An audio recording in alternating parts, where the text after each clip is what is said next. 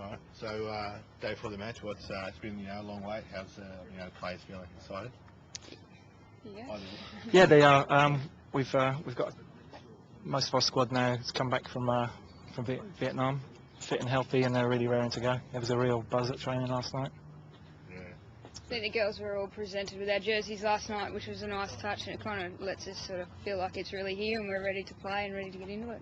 Was it feeling like, when's it's going to happen, something to happen, that kind of thing, but now it's going to happen? Yeah, I think it's just putting it into reality. They've been talking about getting a women's league up and running for the last few years, and so obviously we were hopeful something would happen this year, and we kind of don't like to get too far ahead of ourselves, so for it to finally be here and, day before the first match, we're pretty excited. What about talk to Queensland, are the favourites for the whole thing? That he's happy with that pressure? We've got a strong squad, and we'll let everyone else do all the talking about that. We're confident that we've got a strong squad and that we'll do well this year. Yeah, I think if we play to our potential each week, then who knows what could happen. Obviously, we want to set our goals pretty high, and obviously winning the tournament is what we've got our eye on. But it's got to take it week in, week out, I think. And Adelaide, you know much about them? Just a few of the players. Dia Alagic, obviously, Vicky Ballaminos, and also Sarah Garvin as well, is a local girl from here. But I guess we know they'll be well organised, they'll be hard to beat, and just having that element of the unknown is quite hard to actually prepare for. So we'll just go in there being well prepared ourselves and expecting a tough game. The girl that's from here, does she not make the Royal squad, or what happened? Yeah, she was. I think she was looking for a starting spot, and probably wouldn't have been in our starting 11 or 12. So she decided to go and look elsewhere. Kate, how do you feel about being the first ever captain of the women's Raw team? Yeah, it's quite an honour for myself. Obviously, the Raw have a fairly good brand out there, and to be given the captaincy for the first year, I'm really happy with that. I think Jeff and I have a really good working relationship, so he was fortunate to ask me if I'd like to have the honours, which I obviously accepted. So, yeah, really looking forward to it. Just want to get out there and play now.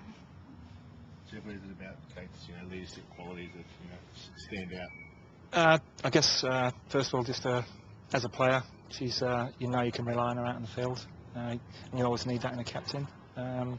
She's respected by all the team members, and just out in the field, she leads by example, and she's the other thing about it is she's not scared to point the finger at a few players if they're shirking. So she's ideal, and like I say, she's got great leadership qualities there. Jeff, as you were saying before, it must be difficult just with the unknown quantities that you face. What are you asking for the girls in the face of that? I guess we're just making sure that we're well organised, that we've done everything in our preparation's been right, and maybe just to expect the unexpected out there. It's like I say, the first couple of weeks we're going to be looking at other teams and trying to find out gather as much information on the other teams as we can. So I guess through the first couple of weeks we've got to be on our toes and be able to adapt and adjust to anything that's put in front of us. And Kate, hoping to see a few home fans come out?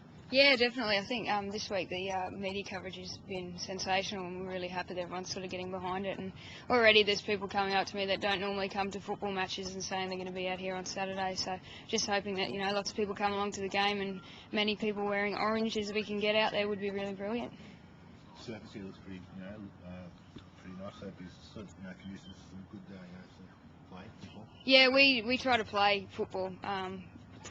Quite skillful if possible, and I think if you can't do it out on this pitch, you can't really do it anywhere. I think the groundsmen have done an awesome job to get the pitch looking as well as they have. So this season, closed short season, the first one. What are your hopes for the sort of future for more teams along the season? Yeah, I think hopefully down the track, if we can be affiliated with the men's A League as well, more so playing curtain raisers for them and having a bit longer of a season. But obviously, it kind of also it's hard for us to fit in. We have a lot of commitments with the Matildas and stuff like that, which most teams boast a fair few Matildas, so it kind of makes it hard to sort of work it around the schedule for the national team. So, but I think we've got to start somewhere. 10 weeks is probably just enough, perfect for us for the first season. So.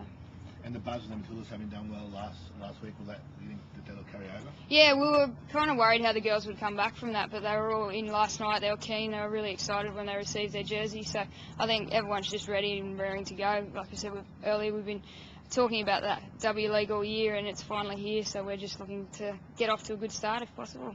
With the new W League as well as Matilda's commitments, how do you guys fit in like full-time jobs? How do you feel about that? You've just got to have a very good employer like myself. I work for the Queensland Academy of Sport, so obviously they're sport orientated. But some of the girls, a lot of them probably are at university. There's a few that fortunately have athlete-friendly bosses that allow them time off to come away and play for us, and are pretty flexible with allowing them to get to trainings and stuff on time. So.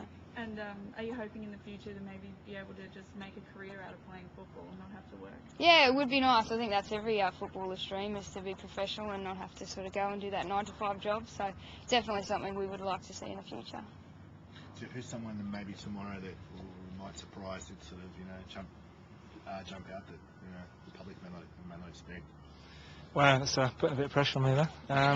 It's got to start them yet. yeah, I've got to tell them who's playing first. So, no, I think as a team, I think people won't be surprised, but they'll be pretty happy with the brand of football we play. That every player we've got on the field is comfortable with the ball at their feet. I guess we're in most probably in the position where most teams actually know quite a lot about our side. I guess we're looking at our front four to impress people and look to get us goals. At the moment, we're looking at Jenna Tristan, Lana Hart, Tamika Butt, and then depending on injuries, either Ellen Bowman or Carla Reuter to be playing in those front four positions. So we're expecting a lot from those four players. You know, sort of for most of the teams sort of unknown, but you guys, everyone knows you. Is that a disadvantage? I guess it could be, but I see it as an advantage really. Look, I'm dealing with the best players in the country, so I'd much rather be in my position than in the position of some of the other coaches. But I guess teams would be setting themselves up to try and stop us play, and it's down to us to actually to break teams down.